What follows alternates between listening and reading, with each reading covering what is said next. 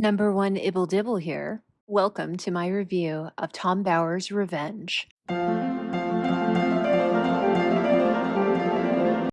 She knows we know she knows we know. In 1996, Meghan traveled with the Pretty family to Europe. After visiting Paris, they headed to London. The two girls were photographed in front of Buckingham Palace. 1 year later, Princess Diana was killed in a car crash in Paris.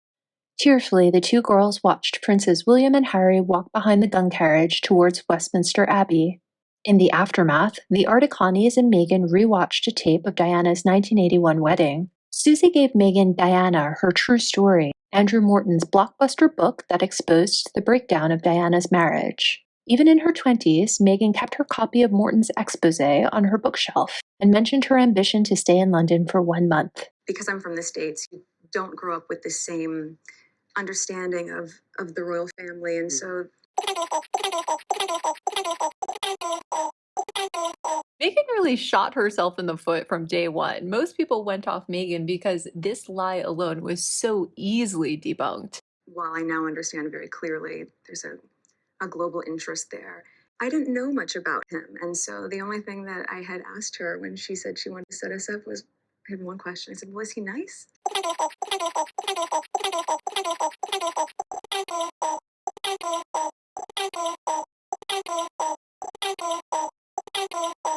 Diana was the most photographed woman in the world. She courted the press, called the pops on herself for attention once her marriage soured, and while I'm not certain she used the boys to get attention per se, she certainly brought them places they would obviously be photographed interacting with the hoi polloi, like McDonald's and Harrods. Given that I didn't know a lot about him, everything that I've learned about him, I learned through him, as opposed to having grown up around different news stories or tabloids or whatever else. Anything I learned about him and his family was what he would share with me, and vice versa. Given that I didn't know a lot about him, everything that I've learned about him, I learned through him, as opposed to having grown up around different news stories or tabloids or whatever else. Anything I learned about him and his family was what he would share with me, and vice versa. Everyone in the Anglophone world, and piles of people beyond it, always knew exactly who Harry was, even if they didn't read the articles that went with the pictures.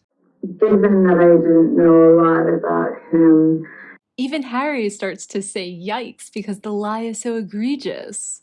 I learned through him, as opposed to having. So clearly she's lying. The question is, why? Number one, why is she lying? Number two, why does Harry believe her? Number three, why didn't the interviewer call her out? And number four, does she really expect us to believe her? Let's start with why is she lying? The number one reason she's lying is to advance a narrative that benefits her. She wants Harry to believe she loves him for him. And the whole famous, super rich, super high status, luxury meal ticket for life thing has nothing to do with how much she loves him for him. Also, she's establishing dominance with him and with us. First, she wants the world to know that she controls him now. She controls his thoughts and opinions. She makes his truth. He's her tool, her toy. He loves it, so you better back off. Also, she's warning all of us to not constrain her with rules and expectations because they don't apply to her. Even our basic orientational senses of probability, time, and reality don't apply to her. If he accepts her lies as truth, they remain truth as long as she controls him, no matter what we think or say about it. She's also testing boundaries here. If there's terrible backlash, she'll find a boundary. Narcissists compulsively push until they hit a boundary defended by violent backlash. They push because they enjoy seeing what they can get away with as they push, and they push because they enjoy witnessing distress when they've really pushed someone over the edge. It reinforces their sense of superiority and satisfies their need for control. So, second question, does Harry believe her? And if he does, why? I think deep down inside, Harry does not believe her, but he suspends disbelief for people he loves because he wants the people who love him to suspend disbelief for him. Why? Because it's always easier to believe what we want to believe. He'd love for it to be true. He simply doesn't want the sex and flattery to stop. Those stop when she's in a bad mood. He's not going to interrupt her happy flow. Can't we all go on this journey of fantastic lies together? Also, he doesn't want to embarrass Meghan on national TV. He assumes that because he has shame, she has shame. And he's still not used to her sabotaging him and testing his loyalty. He's never experienced this before. His mother knew how to smile and nod when Charles was speaking. Kate has never sabotaged Will. I challenge somebody to find a video clip where she's even embarrassed him accidentally. Nowadays, Harry walks around looking defeated. Back then, he still didn't know what hit him. He also doesn't want to poison what he views as a historic moment. He wants this to go well because he believes that he's an iconic piece of contemporary British history, and in the heat of the moment, he cannot admit to himself that she just ruined the interview. It's already over. It's ruined either way, so calling her out might be better than not calling her out in the long run if it's done delicately. But he's not the brightest. He can't figure that out in the moment, so he accepts this lie, this power play, this emasculation. Lastly, he's starting to experiment with enmeshment. If she's flexing on us normals, he's flexing on us by proxy, and that feels like a sexy secret that gratifies his sense of superiority. Next question. Why didn't the interviewer call her out? First of all, she's not getting paid enough for that. She simply wasn't expecting any threats to her journalistic integrity while doing a fluff interview, and she wasn't prepared for it. It was meant to be a fluffy conversation, not a forensic interview. She doesn't want to get the tone wrong and defend the royal family or the British public, and she doesn't want to risk the network's access to the royals and get fired for it. Last question. Did Meghan genuinely expect us to believe her? The answer is she doesn't care if we do or not. If we believe her, when we believe her, those of us that believe her, she loves it. She gets duper's delight.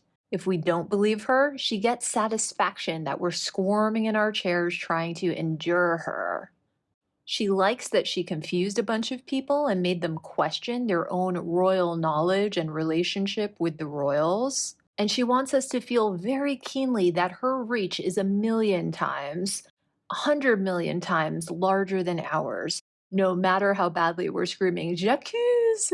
She's also counting on the interviewer and Harry being too surprised and or polite to call her out. This is why Brits are the #1 target for touts and scammers the world over. The last thing you want to do is make a scene. Meghan was counting on those manners. She also compulsively told the lie to position herself as superior to everyone watching and simultaneously devalue Harry's royal identity. And in that sense, she was talking mainly to him. She didn't care if anyone else believed her or not, as long as the ring stayed on her finger. And she was telling Harry in so many words, you're not as special as you think you are. And that's one way a narcissist starts to chip away at their victim's self-esteem. She also knows 2 classic rules of PR that he doesn't know. Number 1, all publicity is good publicity. It may seem counterintuitive, but it actually behooves her to tell as big a lie as possible. She's going to get away with it anyway, so she might as well grab a lot of extra headlines. Number 2, the 8-touch rule. When people hear something 8 times, they start to believe it. That's equally true for consumer goods advertising and violent political propaganda. She got in 2 touches. Now she only needs to get in 6 more touches before people start believing her. For both of us, it was just a really authentic and organic way to get to know each other. PR professionals teach celebrities how to do this so they can put out a simple, consistent narrative easily grasped by the public. It's a narrative here, not a fact. For me, the saddest part of the interview was this. I now understand very clearly there's a global interest there. A global interest. A global interest there. International brand recognition. She tells us and she tells him straight up, I liked you because you had an outrageous marketing reach. So I have 2 questions for you. Number one, did this turn you off Meghan from the beginning, or were you still holding on and hoping for the best? And number two, has anyone read the Andrew Morton book? Unlike Meghan, I actually was not interested in Diana or the royal family way back when and never picked it up. Is it a good read? Let me know in the comments below. I'll be doing a chapter a day to keep the corgis away.